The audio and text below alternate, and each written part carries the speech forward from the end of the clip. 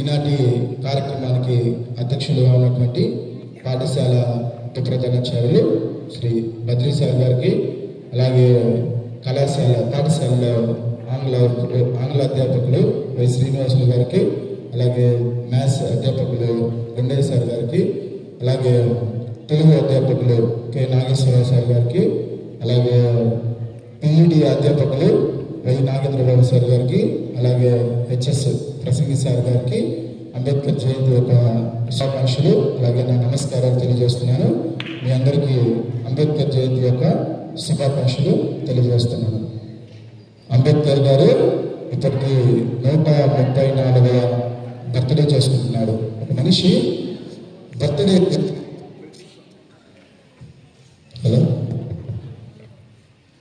Birthday ప్రతి సంవత్సరం చేసుకుంటుంది. ఈ రోజులైతే బతుకుంటాడో అన్ని రోజులు చేసుకుంటాడు.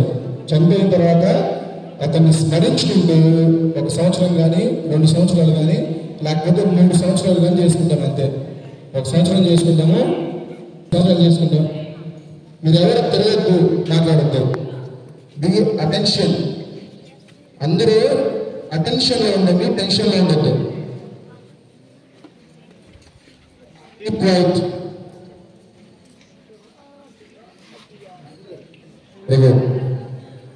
అంబేద్కర్ గారికి 134వ బర్త్డే సెలబ్రేషన్స్ మన డాక్టర్ బిఆర్ అంబేద్కర్ గురుకులం ఫ్రమ్ కుర్చేట్లో వినూత్నంగా జరుపుకోవడం అనేది మంచి ఆనందకరమైనటువంటి సందర్భంగా చెప్పుకోవచ్చు. మరి అంబేద్కర్ అనేటటువంటి వ్యక్తి ఒక జాతికో, మతానికో, కులానికో నాయకుడు కాదు. దళిత వర్గ వర్ణ విభేదాలు లేకుండా యావత్ భారతదేశానికి మనకున్నటువంటి ఏవైతే రాజ్యాంగం ఉందో ఆ రాజ్యాంగం అనేది మనకు ఎందుకు ఉపయోగపడుతుంది, ఎలా ఉపయోగపడుతుంది అనే దాని గురించి మనం 10 నిమిషాల పాటు చక్కగా వివరిస్తాను. మీరు ఎవరు మాట్లాడకూడదు, ఎందుకంటే అంబేద్కర్ అనే వ్యక్తి చాలా గొప్ప వ్యక్తి. అటువంటి ఆవిర్భావాలు కలిగిన వ్యక్తులు ప్రపంచంలో ఇప్పటి వరకు పుట్టలేదు, ఇక మీద కూడా పుట్టకూడదు అనేది నా ఉద్దేశం. అంబేద్కర్ అనేటటువంటి వ్యక్తి చాలా మహోన్నతమైన వ్యక్తి. ప్రపంచ దేశాలే గుర్తించాయి అంబేద్కర్ ఈజ్ గ్రేట్ అని. ప్రపంచ దేశాలన్నీ కూడా అంబేద్కర్ అనేది గ్రేట్ అనేటటువంటి ఉచ్చారాన్ని ప్రపంచ దేశాలు మొత్తం యాక్సెప్ట్ చేశాయి. మనం కూడా అంగీకరించాలి. అంబేద్కర్ అనే వ్యక్తి బహుముఖ ప్రజ్ఞశాలి, అంటే ప్రపంచంలో అతనికి తెలియదంటూ లేకున్నటువంటి వ్యక్తిగా అంబేద్కర్ గారి గురించి తెలుసుకోవచ్చు. అంబేద్కర్ గారు దరిదాపుగా 34 డిగ్రీలు చదివి ఉన్నారు. మనం 1 డిగ్రీ, 1 పీజీ, లేకపోతే 2 డిగ్రీలు చేస్తాము. ఇంకా ఫ్లెక్సిబుల్ ఉంటే 3 డిగ్రీలు కంప్లీట్ చేసి వాళ్ళ పాఠశాలలో, కళాశాలలో పనిచేస్తాము. అటువంటి ప్రపంచాన్ని జయించినటువంటి వ్యక్తి డాక్టర్ బిఆర్ అంబేద్కర్ గారు 34 డిగ్రీలు చదివినారు. అంటే ఇటువంటి అంబేద్కర్ గురించి మనము అంబేద్కర్ జయంతి రోజు స్మరించుకుంటాము, అంబేద్కర్ వర్ధంతి రోజు స్మరించుకుంటాము. మిగతా రోజు మనలో అంబేద్కర్ గురించి ఎవరికి తెలియదు. కొంతమందికి అంబేద్కర్ అంటే ఏంటో అని ఎవరు అనేది కూడా తెలియదు. తెలియకపోవడం మన లోపం కాదు, తెలుసుకోకపోవడం మాత్రం ఖచ్చితంగా మనకున్నటువంటి ఒక పెద్ద లోపం. అంతే. అంబేద్కర్ అంటే తెలియకపోవడం అనేది మన లోపం కాదు. బహుశా నీకు ఎవరు తెలియచేయకపోవచ్చు, లేకపోతే దాని మీద నీకు పెద్దగా అవగాహన లేకపోవచ్చు. తెలుసుకోకపోవడం అనేది ఖచ్చితంగా నీ లోపమే. అంబేద్కర్ గురించి తెలుసుకోకపోవడం అనేది ఖచ్చితంగా నీ లోపంగానే భావించాలి. ఎందుకంటే ప్రపంచంలో ఉన్నటువంటి అన్ని దేశాలు, అన్ని రాష్ట్రాలు అంబేద్కర్ ఈజ్ గ్రేట్ అని తెలుసుకున్నారు. నువ్వు మాత్రమే తెలుసుకోలేదు. అలా అంబేద్కర్ నీడలో ఉంటూ ఈ స్కూల్కి ఏం పేరుంది?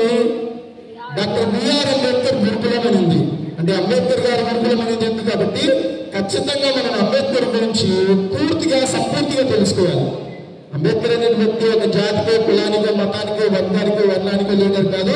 ప్రపంచంలో ఉన్నటువంటి అన్ని జాతులకు, అన్ని కులాలకు, అన్ని మతాలకు, అన్ని వర్గాలకు, అన్ని వర్ణాలకు నాయకుడిగా, బహుముఖ ప్రజ్ఞశాలిగా, మంచి సాంఘిక సంస్కర్తగా, మంచి నేతగా, మంచి వక్తగా అంబేద్కర్ గారు ఉన్నారు. ఇటువంటి అంబేద్కర్ యొక్క పుట్టినరోజు చేసుకోవడం అనేది నిజంగా ఒక గొప్ప శుభ సందర్భంగా చెప్పుకోవచ్చు. నేను 2014 నుంచి 16 సంవత్సరంలో ఆచార్య నాగార్జున యూనివర్సిటీ గుంటూరులో ఆచార్య నాగార్జున యూనివర్సిటీ అనేది ఉంది. అక్కడ అంబేద్కర్ గారి గురించి, అతని యొక్క ఆవిర్భావాలు, తన యొక్క విధానాల గురించి అప్పటి తెలుసుకున్నాను. అంతకు ముందు కూడా నేను కూడా అంబేద్కర్ గారి గురించి ఎవరో మాట్లాడుతుంటూ వింటున్నాను. అంబేద్కర్ జయంతి రోజు, అంబేద్కర్ వర్ధంతి రోజు. రియల్ గా అంబేద్కర్ అంటే ఎవరు, అంబేద్కర్ ఏం చేశాడు, మనకి అంబేద్కర్ ఏం చేశాడు, అంబేద్కర్ గారి గురించి మనం ఎందుకు తెలుసుకోవాలి అనే దాని గురించి 2014-16 from when I was studying PG post graduation from Acharya Nagarjuna University, గుంటూరులో నాగార్జున యూనివర్సిటీలో చదివేటప్పుడు అంబేద్కర్ గారి గురించి నేను ఈ విషయాలన్నీ తెలుసుకున్నాను. కాబట్టి అంబేద్కర్ అనేటటువంటి వ్యక్తి వర్గానికో, వర్ణానికో, కులానికో, మతానికో లీడర్ కాదు. ప్రపంచంలో ఉన్నటువంటి అన్ని వర్గాలకు, మతాలకు, వర్ణాలకు ఒక చూచికగా, ఒక దిక్చూచిగా ప్రపంచ దేశాలకు గర్వించదగినటువంటి స్థాయిలోకి వెళ్ళినటువంటి అంబేద్కర్ గారు కానీ ఈ సందర్భంగా మనం గుర్తు చేసుకోవడం అనేది చాలా సిగ్గుచూచుకున్న విషయం. ఒక దేశం అభివృద్ధి చెందడం అనేది ఒక పెద్ద పెద్ద మేడలు కడితేనే, ఇల్లు కడితేనే దేశం అభివృద్ధి చెందదు. ఒక మానవుడు, సాధారణ మానవుడు తన నైతిక విలువను తెలుసుకుంటేనే దేశం అభివృద్ధి చెందుతుందని డాక్టర్ బిఆర్ అంబేద్కర్ గారు కొన్ని సందర్భాల్లో కొన్ని విషయాల గురించి తెలియజేశాడు. కొన్ని సందర్భాల్లో కొన్ని విషయాల గురించి డాక్టర్ బిఆర్ అంబేద్కర్ గారు చాలా విషయాలు తెలియజేశాడు. అంటే మనిషి మనకి భారత రాజ్యాంగంలో ఉన్నటువంటి ప్రాథమిక హక్కులైతేనేమి, ప్రాథమిక విధులైతేనేమి, ఆదేశిక సూత్రాలైతేనేమి, అనేక రకాలుగా అన్ని విషయాల్లో భారత రాజ్యాంగంలో పొందుపరిచినటువంటి గొప్ప గనుడు డాక్టర్ బిఆర్ అంబేద్కర్. భారత రాజ్యాంగంలో మనకి ప్రాథమిక హక్కులు చాలా విషయాలు ఉన్నాయి. మనకు ఇష్టం వచ్చినటువంటి కులాన్ని మనం స్వీకరించవచ్చు. ఈ కులాన్ని, ఈ దేవుని ఆచరించాలి, ఈ కులాన్ని ఆచరించాలి, లేకపోతే ఈ కులంలోనే ఉండాలనేది ఎక్కడ ఏ ఆంక్ష లేదు. మరి ప్రాముఖ్యంగా ఆర్టికల్ నెంబర్ 17లో, అంటే 17వ ఆర్టికల్లో, భారత రాజ్యాంగంలో 444 ఆర్టికల్స్ ఉన్నాయి. 444 ఆర్టికల్స్ లో ఆర్టికల్ నెంబర్ 17లో అంటరానితనం అనేటటువంటి ఒక ఆర్టికల్ గురించి మనం తెలుసుకోవచ్చు. ఇంతకు ముందు కాలంలో నిజంగా భారతదేశంలోనే కాదు, ప్రపంచ దేశాల్లో అన్నింటిలో కూడా అంటరానితనం అనేది ఉంది. ఇప్పటికీ కొన్ని గ్రామీణ ప్రాంతాల్లో అనాగరికులు, చదువుకోని వారు, అనామకులు అనేటటువంటి వ్యక్తులు మాత్రమే ఇటువంటి అంటరానితనాన్ని పాటిస్తుంటారు. ఇప్పటికి కూడా భారత రాజ్యాంగంలో ఉన్నటువంటి అన్ని రకాల ఆర్టికల్లో ఎక్స్పెషల్గా 17వ నెంబర్ 17th ఆర్టికల్ అనేది మనకు untouchability belief. We must be untouchability belief. It is one type of crime in article number 17 in Indian constitution.